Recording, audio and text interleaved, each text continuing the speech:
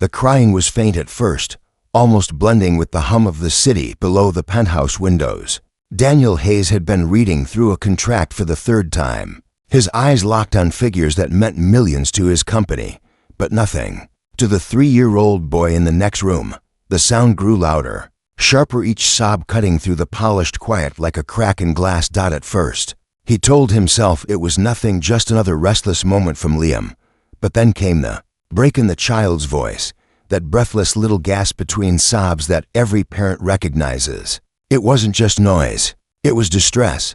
Daniel rose, pushing his chair back with more force than intended. His phone lit up with an incoming call from the board, but he silenced it without a glance. When he stepped into the hallway, he expected to find Liam sitting on the carpet, maybe clutching a toy or rubbing tired eyes. Instead, the room was empty. A sudden weight pressed against his chest. He called his son's name once, twice, nothing. His voice echoed down the corridor. The hotel suite felt too big all at once, too many corners where a small child could disappear.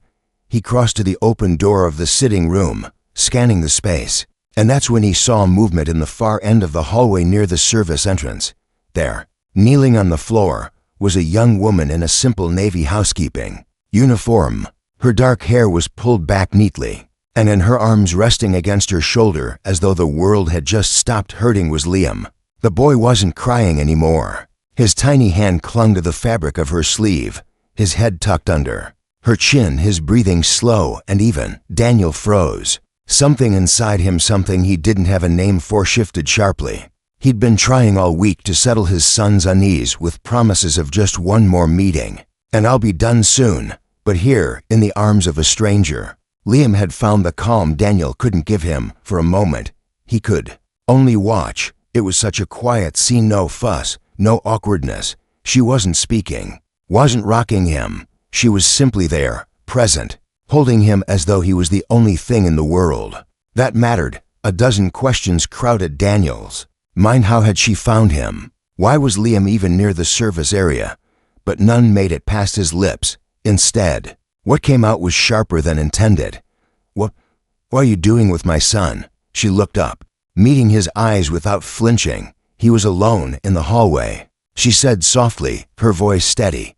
He seemed frightened.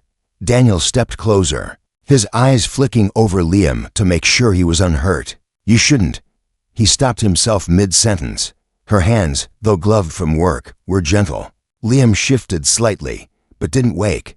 "I'm sorry," she said quietly. "I didn't mean to overstep. I just couldn't leave him like that." Something tightened in Daniel's chest, something far more complicated than irritation. She wasn't asking for thanks, wasn't trying to explain away her actions. She had simply done what needed to be done, and the proof was there, in the even rise and fall of his son's small chest. He took Liam from her carefully, feeling the way his son's head resisted leaving that shoulder. "Thank you," Daniel said at last, his voice low. She gave a small nod, turned, and walked back toward her cart without looking back. As he stood there holding Liam, Daniel realized something he hadn't wanted to admit, not to himself, not to anyone. For all his power, wealth, and influence, he had failed to give his son something a stranger had offered in seconds. The feeling of being completely safe. Daniel didn't sleep well that night. Even after Liam was tucked into the bed beside him, even after the hotel suite went quiet, the image kept replaying in his mind, the way his son had clung to the maid, as though she were an anchor in a storm. He told himself it didn't matter. She was a stranger. It was a moment, that was all. But the truth settled deeper with each passing hour. It wasn't just the comfort Liam had found. It was the way she had looked at him, calm, steady, like someone who didn't see a billionaire CEO, but simply a father with a child in need. That look had shaken him in a way boardroom battles never could. The next morning, Daniel rose early. Old habits. He set Liam up with breakfast and toys before moving to his laptop. But his mind wasn't on the quarterly projections glowing on the screen. It was still on the hallway, the service cart, the quiet strength in that stranger's arms. A soft knock interrupted his thoughts. Housekeeping. He opened the door to see her again. Same navy uniform, same dark hair neatly tied back. She greeted him with a polite smile. The kind all hotel staff perfected, warm but not familiar. "Good morning, sir. May I clean the suite now, or would you prefer later?" He should have just said later. He had work to do, but instead, he stepped aside. "Now is fine." She moved with practiced efficiency, changing sheets, dusting surfaces, replacing towels. Liam followed her with curious eyes, his small feet pattering across the carpet. She crouched to pick up a toy he'd dropped, handing it back with a smile. "You're good with him," Daniel said before he could stop himself. Her hands stilled for a fraction of a second. "I like children," she replied simply, continuing her work. "Do you have any?" he asked. She shook her head. "No, sir. Please," he said, realizing how formal she still was. "Call me Daniel." She hesitated, as though names were a luxury she didn't usually grant guests. "All right, Daniel." The way she said it carried no flattery, no hesitation, just acknowledgement. Liam brought her a stuffed bear, offering it like a gift. She took it with exaggerated care, inspecting it as though it were the most important item in the room. "Strong fellow," she said. "Looks like he's been on a lot of adventures." Daniel found himself watching the exchange longer than he should. It wasn't anything dramatic, no grand gestures, no over-the-top affection, just presence. Complete, undivided presence. By the time she finished and headed for the door, he realized he still didn't know her name. "Wait," he said. "Yesterday, I didn't thank you properly, and I didn't ask." She turned back, the faintest smile on her lips. "My name's Sophia." "Sophia," he repeated. The name fit her, simple, steady, unpretentious. As the door closed behind her, Daniel felt the strangest mix of gratitude and discomfort. Gratitude because his son liked her. Discomfort because it had taken a stranger's care to remind him what Liam needed most. And as much as he told himself their paths would cross only in passing, part of him already knew that wasn't true. 2 days later, Daniel returned from a morning meeting to find the suite unusually quiet. Liam was supposed to be with the hotel's child care service, a safe and supervised place where he could play with other kids while Daniel worked. But when he stepped into the living room, there was no sound of cartoons, no scatter of toys across the carpet. The bathroom door was half open. He pushed it wider and stopped. Sophia was there, kneeling by the bathtub. Liam sat on a towel, wrapped in a soft white robe, his hair damp and curling at the edges. She was crouched low so their faces were at the same height, showing him how to press a warm washcloth against his small hands. "There," she said gently. "See how it feels? Not too hot, not too cold." Liam giggled, splashing the water from the cloth onto her arm. She pretended to gasp, then laughed with him. It wasn't loud, careless laughter. It was light, warm, the kind that filled the room without overwhelming it. Daniel didn't speak at first. He simply stood there, watching. There was no reason for her to be here. This wasn't part of her job. And yet she was guiding his son through something so simple, but so personal. When she finally noticed him, she didn't look startled. "The childcare staff asked if I could help," she explained. "They were short-handed this morning. I didn't want him to wait too long for his bath." Daniel should have said it wasn't necessary. He should have reminded her that her duties ended at the door. But instead, he found himself saying, "Thank you." Her eyes met his, and for a moment it felt as though she could see past the suit, past the title, straight into the quiet exhaustion he carried. Liam bounded over, robe trailing behind him, and wrapped his arms around Daniel's leg. "Sophia helped me make bubbles," he announced proudly. Daniel knelt, resting a hand on his son's damp hair. "I can see that." Sophia stood, smoothing her uniform. "I'll leave you both now." She started toward the door, but before she reached it, Liam called out, "Will you come back tomorrow?" She glanced over her shoulder, her smile soft but unreadable. "If I'm needed." After she left, Daniel lingered in the bathroom, looking at the small puddles on the tile, the abandoned washcloths, the faint scent of soap in the air. It struck him that these small, ordinary moments, the kind he'd been too busy to notice, were what his son would remember. And maybe, Daniel thought as he carried Liam into the other room, they were the moments he'd been missing, too. That night, as he lay in bed, he told himself it was coincidence. She happened to be there. She happened to help. But deep down, he already knew it was more than that. Something about Sophia's quiet presence was starting to matter, and he couldn't decide if that unsettled him or gave him hope. The storm rolled into the city without warning. By late afternoon, sheets of rain hammered against the tall glass windows of the hotel, blurring the skyline into a haze of silver and shadow. Daniel was still at the conference center across town, pacing through another negotiation that seemed determined to stretch into the evening. His phone vibrated once, then twice. Messages from the hotel childcare staff saying the weather had caused staffing shortages.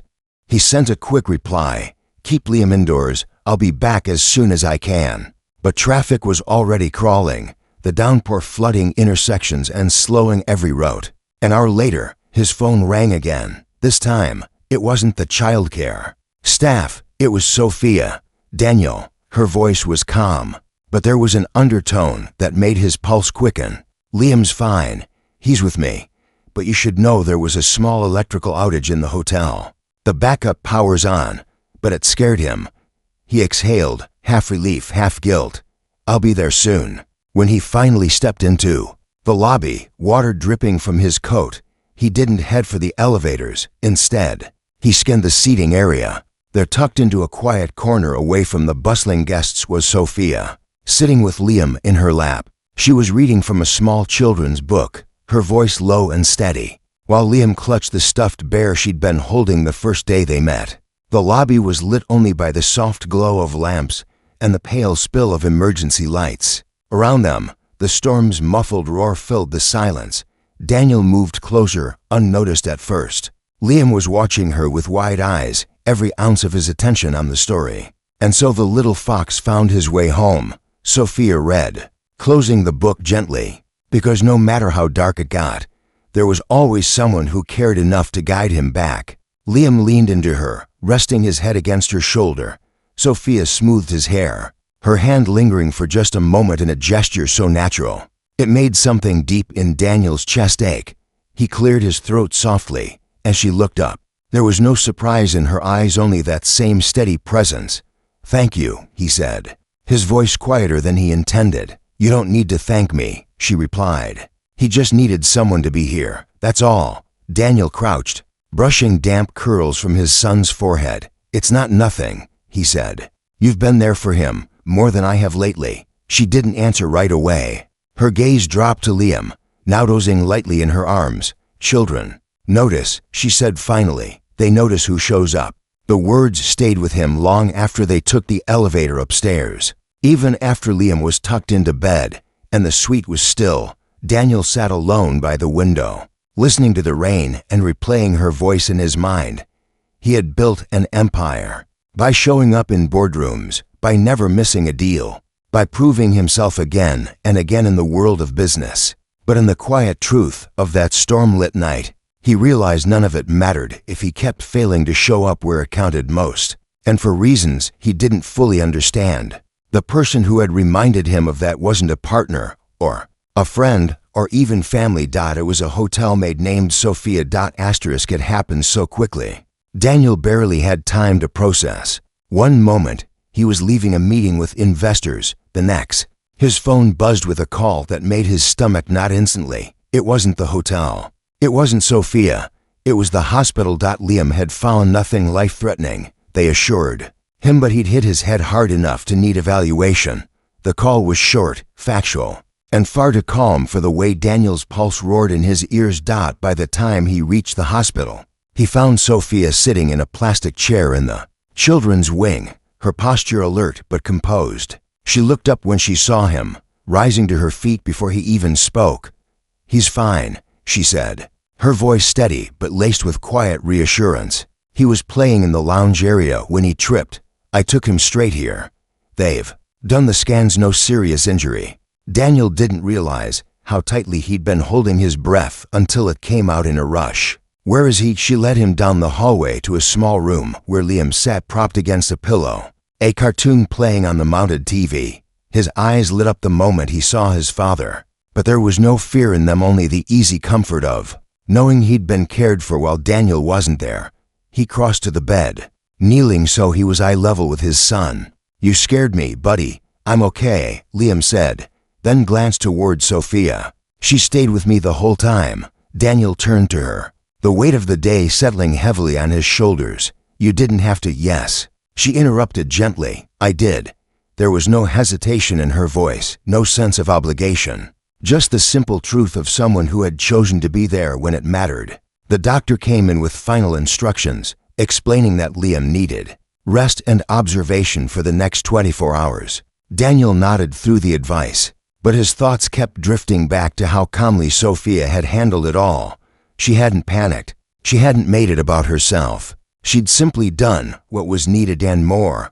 On the ride back to the hotel, Liam fell asleep in the back seat, his head tilted toward the window. Sophia sat quietly beside him, her hand lightly resting near his in case he stirred. Daniel glanced at her, the city lights sweeping across her face as they passed under street lamps. "You've done more for him in a few weeks than I have in months," he said quietly. "That's not true," she replied without looking at him. "You're his father. He loves you more than anyone. I'm just..." She paused, searching for the right words. "I'm just here to help." But Daniel wasn't convinced. He knew what it was to have people help him, assistants, managers, even friends who came and went depending on his status. This was different. This was someone who had no reason to stay involved beyond simple humanity. Back at the hotel, after Liam was settled into bed, Daniel found himself lingering by the door. As Sophia prepared to leave, "You've been there for him," he said again, this time more firmly, "and for me, even if you don't realize it." She gave a small smile that didn't quite reach her eyes. Sometimes people just need someone to stand in the gap until they can find their own footing. When the door closed, Daniel stood in the quiet suite, her words echoing in his mind. For the first time in years, he wondered if the gap she was standing in wasn't just for Liam but for him as well. The morning sun spilled through the tall hotel windows, but Daniel barely noticed. He'd been awake for hours, sitting on the edge of the bed, listening to the steady rhythm of Liam's breathing. The events of the last few weeks had replayed in his mind like a reel he couldn't stop. The first moment he'd seen Sophia holding his son, the quiet evenings she'd spent reading to him, the way she'd stayed through fear, through storms, through hospital walls. He thought about the life he'd been living before this: flights, contracts, handshakes that meant millions, but left his hands empty when it came to the things that mattered most. And he thought about how, without warning, a stranger in a Navy uniform had stepped into that empty space, filling it not with grand gestures, but with simple, unwavering presence. That morning, Daniel made a decision when Sophia knocked to begin her daily routine. He met her at the door. "I need a favor," he said, his voice calm but carrying a weight she didn't yet understand. She tilted her head. "Of course. What is it?" "Not as the hotel's maid," he said, "as someone who's been more to my son than I have these last few months." A flicker of surprise crossed her face, but she didn't speak. "I want you to stay," he continued. "Not here in the hotel. With us, I can hire the best caregivers in the city, but none of them will give him what you've given him." "What?" "You've given both of us." She was quiet for a long moment, eyes searching his as if to measure the sincerity behind the offer. "You don't need me," she said softly. "You just need to be there for him." "I will," Daniel promised, "but I also know I can't do it alone, and I don't want to." For the first time since they'd met, her calm composure wavered. She looked toward Liam, who had just toddled into the room, rubbing sleep from his eyes. "Sophia," he said, in that half-dreamy voice children have in the morning, "are you coming with us today?" Her gaze softened, the answer already written in her expression. Later that day, the three of them left the hotel together, not as a wealthy man with his son and the maid, but as something that felt closer to a family. The city was the same, the noise and rush unchanged, but Daniel noticed for the first time how Liam's small hand felt in his, how much lighter the air seemed when he wasn't carrying the weight alone. Weeks turned into months, and while the demands of Daniel's business didn't vanish, his priorities shifted. Meetings could wait. Contracts could be signed tomorrow. But bedtime stories, bubble baths, and small victories in Lego towers, those moments couldn't be rescheduled. Every now and then, Daniel would catch Liam laughing at something Sophia said, or see him running toward her with unfiltered joy, and he'd feel that familiar ache in his chest, not the ache of loss or guilt anymore, but the ache of gratitude, because he knew, without question, that life had changed in the moment he'd walked down that hotel hallway to find his son safe in a stranger's arms, and he also knew it was no accident she'd been the one to hold him.